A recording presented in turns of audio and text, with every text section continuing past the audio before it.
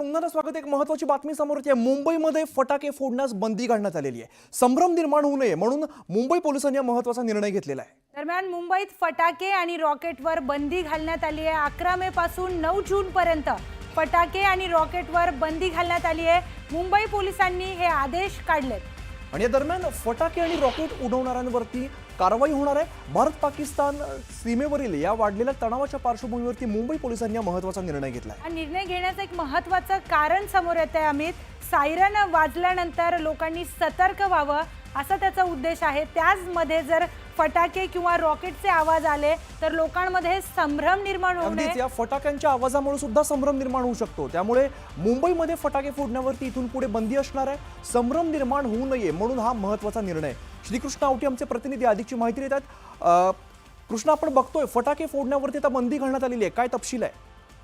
नक्कीच अमित, आपण पाहू शकतो भारत आणि पाकिस्तानच्या सीमेवरती वाढत्या तणावाच्या पार्श्वभूमीवरती मुंबई पोलिसांचा हा मोठा निर्णय आपण म्हणू शकतो। थेट 11 मे पासून जे आहे ते 19 जून पर्यंत फटाके असतील, रॉकेट असतील, असे कोणतेही जे फटाके किंवा रॉकेट हे बंदी उडवण्यास किंवा फोडण्यास थेट जे आहे मुंबई पोलिसांकडून मनाई करण्यात आली आणि जो कोणी असा आढळला तर त्यावरती थेट कारवाई देखील होणार आहे। आपण पाहायला गेलं तर ज्या प्रकारे सुरक्षेच्या दृष्टिकोनातून संपूर्ण मुंबईभर जे आहे किंवा चौपाटी असेल, मरीन ड्राईव्ह परिसर असेल, समुद्रकिनारी ज्या प्रकारे सुरक्षा देखील पोलिसांकडून वाढवण्यात आलेली आहे, त्याच अनुषंगाने किंवा त्याच दृष्टिकोनातून जे आहे पाहायला गेलं तर मुंबई पोलिसांचा हा मोठा निर्णय आहे। अनेकदा पाहायला गेलं तर आपण नागरिकांमध्ये असतील किंवा मुंबईकरांमध्ये संभ्रमांचं वातावरण निर्माण होऊ नये म्हणून हा मोठा निर्णय जो आहे तो मुंबई पोलिसांकडून थेट घेण्यात आलेला आहे। कृष्ण, आणि तोपर्यंत जर कोणी असे फटाके फोडले किंवा रॉकेट उडवले तर त्या संदर्भात कारवाई पण होणार आहे। नक्कीच अगदी पाहायला गेलं तर मुंबई असेल किंवा अनेक ठिकाणी जे फटाके किंवा रॉकेट जर उडवले तर पोलिसांच्या निदर्शनास आल्यावरती थेट मुंबई पोलीस असेल थेट कारवाईचे निर्देश जे आहे ते करण्यात असे आदेश देखील थेट देण्यात आलेले आहेत। निश्चित धन्यवाद कृष्णा या सगळ्या सविस्तर माहितीसाठी। फटाके वाजवण्याचा दरम्यान आणि एक अपडेट समोर येतोय। पाकमधील शहाबाज हवाई तळावरती हल्ला करण्यात आल्याने शक्तिशाली स्फोट झाल्याची माहिती समोर येते। तर भारताचा पाकिस्तानला हा मोठा दणका आहे। 4 स्फोट झाल्याची माहिती समोर येते। तर या दरम्यान पाकिस्तानमधील शहाबाज हवाई तळावर हल्ला करण्यात आलाय आणि हा शक्तिशाली स्फोट झाल्याची माहिती समोर येते। भारताचा पाकला पुन्हा एकदा दणका बघायला मिळतोय। 4 स्फोट झाल्याची माहिती समोर येते। तर पाकिस्तानमधील अनेक एअरवेजवर भारताने हल्ला केलाय। सगळे एअरवेज भारताने उद्ध्वस्त केलेले आहेत। दरम्यान याचमध्ये रहीम यार खान रनवे उद्ध्वस्त करण्यात आलाय। कोणतंही विमान आता इथून उड्डाण करू शकणार नाहीये। पाकड्यांना भारताचं हे सडेतोड प्रत्युत्तर। अगदीच रहीम यार खान रनवे आणि तो रनवे जो आहे तो पूर्णपणे उद्ध्वस्त झालेला आहे आणि अशा प्रकारे उद्ध्वस्त केलाय की यावरून कोणतंही विमान उड्डाण करू शकणार नाहीये। त्यामुळे पाकड्यांना खरंच भारताचं हे सडेतोड उत्तर बघायला मिळतंय। तर रहीम यार खान हा रनवे पाकिस्तानासाठी महत्त्वाचा होता, कारण की राजस्थान आणि गुजरातच्या सीमेजवळ हा रहीम यार खान रनवे होता आणि तिथून पाकिस्तानसाठी अगदी सोपं होतं भारतावर हल्ला करणं। त्यामुळे या रनवेला उद्ध्वस्त करणं भारतासाठी मोठं यश मानलं जात आहे। आणि आपण जर दृश्य बघत असू यामध्ये दिसतंय आपण कशा पद्धतीने हा रनवे जो तो उद्ध्वस्त झालाय। मोठा खड्डा बघायला मिळतोय। दुसरीकडे विनाश पाहण्यासाठी गर्दी सुद्धा तितकीच झाल्याची बघायला मिळते। निश्चितच रहीम यार खानचे जे व्हिज्युअल्स आपण स्क्रीनवर पाहतोय तिथे इतके मोठे मोठे खड्डे पडलेत की तिथून विमान उडणं तर आता लांबची गोष्ट आहे, तिथून चालणं सुद्धा आता कठीण झालेलं असेल तिथे। आणि विशेष म्हणजे तिथे विनाश पाहण्यासाठी लोकांनी गर्दी केली आहे। अगदीच। आणि जर हा रनवे हा होता, आता रनवे आता नाही अस्तित्वात, कारण हा जो मोठा खड्डा पडलेला आहे हे भारतानं दिलेलं चोख प्रत्युत्तर आहे। जे पाकिस्तान ज्या पद्धतीने कुरघोड्या करते त्याला दिलेलं हे चोख उत्तर आहे असं म्हणावं लागेल। कंगाल पाकिस्तानला आंतरराष्ट्रीय नाणेनिधीने $1 अब्ज मदत मंजूर केलेली आहे आणि यावरून एमआयएमचे नेते असदुद्दीन ओवैसी यांनी पाकिस्तानवरती जोरदार टीका केलेली आहे। तर आपलं सैन्य आपलं रक्षण करतंय, आपण त्यांच्या सोबत आहोत असंही ओवैसी म्हणालेत। पण दरम्यान या संदर्भातील सगळ्यात मोठी बातमी आपण पाहतोय, कंगाल पाकिस्तानला आंतरराष्ट्रीय नाणेनिधीने $1 अब्ज मदत केली आहे। यावरूनच एमआयएमचे नेते असदुद्दीन ओवैसी यांनी पाकिस्तानवरती जोरदार टीका केल्याचं आपल्याला बघायला मिळतंय। आपलं सैन्य आपलं रक्षण करते आणि आपण त्यांच्या सोबत आहोत असंही त्यांनी ठणकावून सांगितलेलं आहे। तर युद्धाच्या पार्श्वभूमीवर जगाला माहिती आहे पाकिस्तान वारंवार दहशतवादी कुरापती पाकिस्तानच्या सुरूच आहेत. निष्पाप नागरिकांचा जेव्हा पहलगाममध्ये जीव गेला त्यानंतर आंतरराष्ट्रीय नाणेनिधीने इतकी मोठी मदत पाकिस्तानला करणं हे चुकीचं आहे. आणि दरम्यान ओवेसींकडून सुद्धा भारतीय सैन्याचं कौतुक झाल्याचं आपण बघतोय. भीख मंगे हैं ये लोग, यकीन मानो ऑफिशियल भीख मंगे हैं पाकिस्तानी. आईएमएफ से लोन ले रहे जाके $1 बिलियन का. आप 75 साल से आपने क्या किया? किसने आपको मजबूर किया आईएमएफ का लोन लेने के लिए?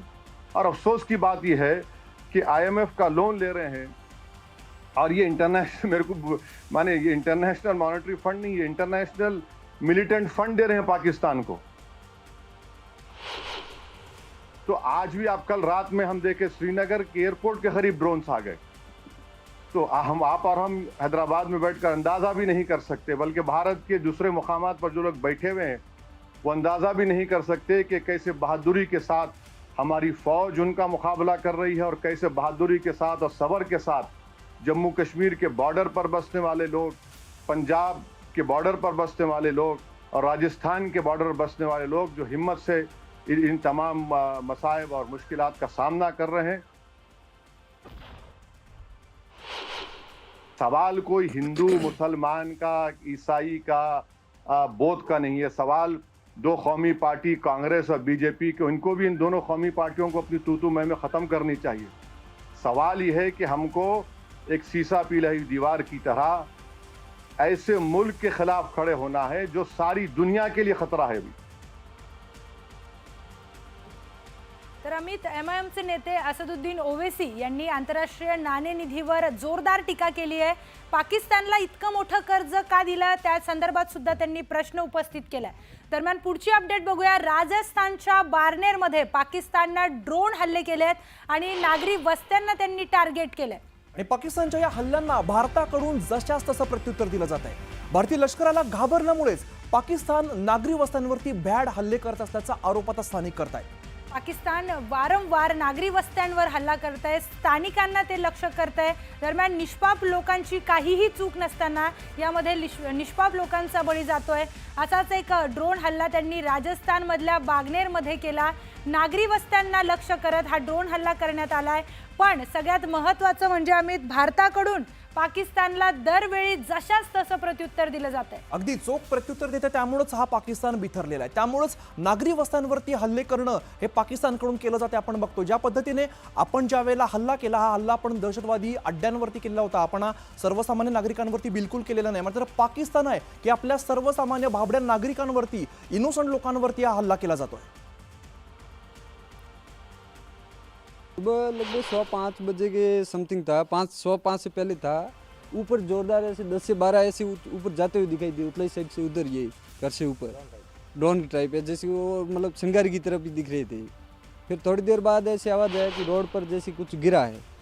फिर हम जैसे नीचे आए तो हमें ये जो एक ये वाला मिला है, रोड पर मिला था, इतना ही दिए. एक अवशेष जो है, एक टुकड़ा यहाँ मिला. और आसपास कहीं आप लोगों को कोई सूचना मिल रही है? नहीं, हमने भी ढूंढा था कि यहाँ हमें भी ऐसे गिरते हुए दिखाई दिए, लेकिन हमें ये जो रोड पर था तो सुबह शांत एरिया था तो रोड पर ही ये बजा, तो रोड पर ही दिखाई दिया, एक ही दिया, बाकी हमें यहाँ कोई नहीं दिया. ये 5:15 बजे के आसपास? हाँ, 5:15 बजे. ये एक हॉल ये कितना ऊपर ये रहा होगा? ये तो हाइट तो ज़्यादा थी, इसलिए नीचे रोड का आवाज़ आया था, नहीं तो आवाज़ नहीं आता. जैसे कोई पत्थर गिरता है ना ऊपर से, उस प्रकार आवाज़ आया. नीचे नहीं तो आवाज़ नहीं आता. सुबह 5 बजे शांत एरिया था तो फिर ये हमें ये आवाज़ आया तो हम तुरंत इसके पीछे. सुबह 5:15 5:30 के बजे लगभग फायरिंग चालू हुई थी. हमने देखा था तब यहाँ आसपास ये लाइट की तिरंगे वैसी आग के जैसे गिरा था नीचे. यहाँ आके देखा तो ये था. तो कुछ आवाज़ भी हुई थी? हाँ, आवाज़ हो रही थी, बार बार हो रही थी. कितनी तेज आवाज़ थी? हाँ, ब्लास्ट की जैसी आवाज़ थी, एक अच्छी ढंग के बम की जैसी. तो यही एक पार्ट यहाँ आपको गिरा मिला है? हाँ, यहाँ गिरा, और भी गिरे लेकिन मिले नहीं. तो ये जब आपको मिला तो इधर घूमते हुए आपको ये चीज़ दिखा या आपने आवाज़ सुनी इसलिए ढूंढना शुरू किया? नहीं, वो ऊपर छत से दिख गया था गिरते हुए. छत से गिरते हुए दिख गया. हाँ.